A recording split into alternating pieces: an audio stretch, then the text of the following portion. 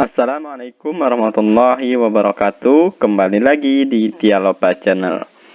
Kali ini saya akan membahas soal TWK yang sering keluar ya teman. Jadi kelima soal TWK ini sering sekali teman-teman keluar di tes CPNS tahun-tahun lalu ya. Ini hasil wawancara dari teman-teman yang sudah berhasil keterima di CPNS ya teman-teman. Nah, setiap soalnya nanti saya akan bahas secara detail ya. Jadi teman-teman jangan skip videonya ya. Bagi teman-teman yang tidak skip videonya, saya doakan mendapatkan NIP pada tahun 2021. Amin. Ya sudah, sekarang persiapkan mata, telinga, dan hati agar teman-teman bisa memahami penjelasan dari saya dan bisa diingat sampai tes CPNS. Sekarang nomor 1. Pancasila menjadi petunjuk untuk membuat aturan hukum serta pedoman untuk menjalankan kehidupan bernegara. Hal ini karena Pancasila merupakan A. Dasar dan ideologi negara, B. Kemauan negara, C. Keputusan bersama seluruh rakyat, D. Pemikiran negara baru, E. Perangkat yang digunakan untuk menjalankan roda pemerintah. Silakan teman-teman isi. Nah, sudah diisi ya. Kita bahas. Oke. Jadi, Pancasila sebagai dasar negara artinya aturan yang dibuat tidak boleh bertentangan dengan nilai-nilai yang terkandung di dalamnya. Jadi, Pancasila sebagai dasar negara ini tidak boleh bertentangan dengan nilai-nilai di dalamnya. Ya teman-teman, jika pemerintah ingin membuat aturan, jadi harus sesuai dengan pedoman Pancasila.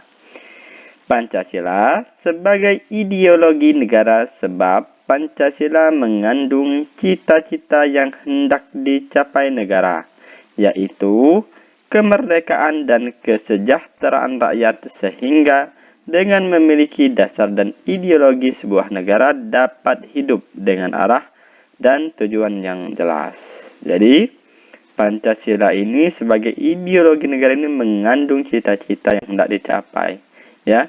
Sehingga negara kita mempunyai tujuan yang jelas. Ya teman-teman, paham ya? Artinya, pada opsi A itu dikatakan ada dasar dan ideologi yang dimaksud pada opsi A, Pancasila dijadikan sebagai panutan dalam bertindak untuk mencapai suatu ketentraman negara. Berarti jawabannya apa teman-teman? Jawabannya yang A ya teman-teman. Jadi tipsnya ya teman-teman, untuk mengerjakan soal Pancasila atau TWK kita cukup baca sekali saja teman-teman, jangan berulang-ulang. Lalu kita fokus ke pilihan ganda, langsung diisi. Kalau kita berulang-ulang nanti bisa menghabiskan waktu ya, itu tipsnya. Yang kedua, coba sekarang teman-teman berfokus untuk memahami soal sekali baca ya. Jadi harus kita perhatikan. Oke. Nomor 2, sikap menjunjung tinggi keadilan, menjaga kelestarian lingkungan sekitar serta menghormati pemeluk agama lain merupakan salah satu contoh pengamalan nilai Pancasila dalam kehidupan sehari-hari. Nilai Pancasila yang dimaksud, ingat di sini kata kuncinya adalah menghormati pemeluk agama lain, itu sudah satu ya. Yang kedua, menjunjung tinggi keadilan, menjaga kelestarian lingkungan. Kalau sudah seperti ini kata kuncinya, berarti masuklah kemana teman-teman? A. Kerohanian, B. Filosofi, C. Filsafat, D. Abstrak, E. Umum. Kira-kira masuk kemana? Ini nih penjelasannya ya. Teman-teman isi dulu ya. Ini penjelasannya. Dalam Pancasila mengandung nilai-nilai kerohanian yang terdapat pada sila pertama, yaitu ketuhanan yang Maha Esa. Ternyata di dalam sila 1 ada sila kerohanian, sehingga di dalam kerohanian mengandung sikap keadilan, kebijaksanaan, keindahan, etika, kebaikan, dan agama yang perwujudannya sesuai dengan hati nurani bangsa. Jadi fix ya, jawabannya adalah yang A, yaitu kerohanian. Lanjut ya. Sekarang nomor 3. Pancasila sebagai dasar negara Indonesia melewati proses yang panjang, sehingga akhirnya sampai pada permusasi final, yaitu pengesahan konstitusional. Pengesahan Pancasila sebagai dasar negara terjadi pada tanggal. Nah, ini teman-teman sebenarnya tidak harus kita baca dari pertama, teman-teman. Ini poinnya ya, langsung di kalimat terakhir, yaitu pengesahan Pancasila sebagai dasar negara ini terjadi pada tanggal berapa? Terjadi pada tanggal yang A 1 Juni 1945, yang B 22 Juni 1945, C 17 Agustus 1945, D 8 Agustus 1945, E 19 Agustus 1945. Ini kita akan kupas satu persatu ya teman-teman. Sekarang ya A. Pada tanggal 1 Juni 1945 yaitu terjadi peristiwa penting, yaitu di mana Insinyur Soekarno berpidato tentang dasar negara, yaitu Pancasila sebagai hasil persetujuan di sidang BPUPKI, sehingga disebut sebagai hari lahirnya Pancasila. Jadi tanggal 1 Juni ini Pancasila belum disahkan teman-teman, melainkan baru lahirnya Pancasila. Kenapa? Karena Presiden Soekarno baru berpidato menjelaskan tentang dasar negara, ya. Berarti A salah ya. Sekarang yang B, pada tanggal 22 Juni 1945, panitia kecil yang dibentuk oleh PPKI bertemu dan berhasil merumuskan Piagam Jakarta yang disebut sebagai Jakarta Charter. Berarti yang B bukan juga ya. Yang C, pada tanggal 17 Agustus 1945 itu tanggal peringatan Hari Kemerdekaan Indonesia ya. Yang D 8 Agustus 1945 itu pengesahan Pancasila sebagai dasar negara ya. Yaitu IR Soekarno dan Muhammad Hatta diangkat sebagai presiden dan dibentuklah sebuah komite nasional.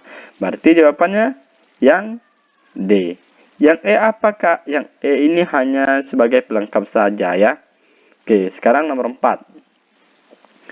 Dalam kehidupan yang berdasarkan Pancasila, kehidupan bermasyarakat tidak dapat dipisahkan satu dengan lainnya. Begitu pula dalam hal perekonomian yang harus mengedepankan kepentingan bersama.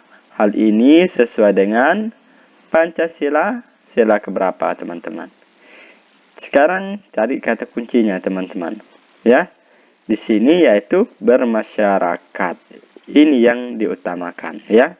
Berarti jawabannya adalah keadilan sosial bagi seluruh rakyat Indonesia.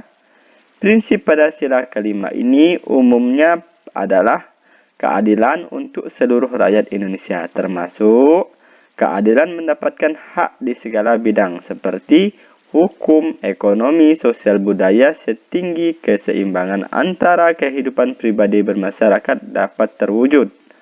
Dengan begitu, kehidupan masyarakat tidak dapat terpisahkan dengan keadilan untuk seluruh rakyat. Termasuk pada bidang ekonomi, kehidupan masyarakat tidak dapat dipisahkan. Berarti pada sila keberapa teman-teman dari hasil penjelasan ini? Pada sila kelima. Nah, untuk pengamalan butir-butir Pancasila, bisa teman-teman lihat di sebelah kanan video teman-teman, itu sudah saya rekomendasikan. Nah, ini ya. Atau teman-teman nanti lihat di rekomendasi video terakhir saya. Ada itu detail menjelaskan tentang pengalaman Pancasila sesuai butir-butir Pancasila. Kalau tidak ketemu juga di akhir, lihat di deskripsi ya, di deskripsi YouTube saya nanti saya akan tampilkan itu linknya ya, link tentang pengamalan Pancasila sesuai butir-butir Pancasila. Oke teman-teman, di situ dijelaskan secara detail ya. Sekarang lanjut nomor 5, soal yang terakhir. Pancasila memenuhi syarat sebagai stat fundamental norm karena tercantum dalam Undang-Undang Dasar 1945. Ini malah 19.000 ya. Soalnya ini salah. Ini adalah 1945 ya teman-teman. Yang dimaksud dengan Pancasila sebagai stat fundamental norm adalah, nah jadi di sini kita harus tahu dulu teman-teman, stat fundamental norm ini apa ya. Nah ini penjelasannya. Stat fundamental norm adalah hukum tertinggi dalam suatu negara, dalam hal ini Pancasila sebagai sumber segala hukum yang ada di Indonesia.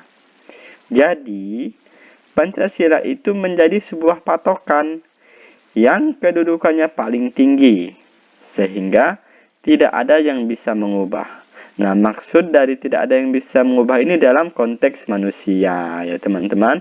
Jadi, tetap bisa diubah jika yang kuasa menghendaki. Jadi, stat fundamental norm ini adalah hukum tertinggi di suatu negara, teman-teman ya. Kalau di negara Indonesia itu apa, teman-teman, hukum tertingginya?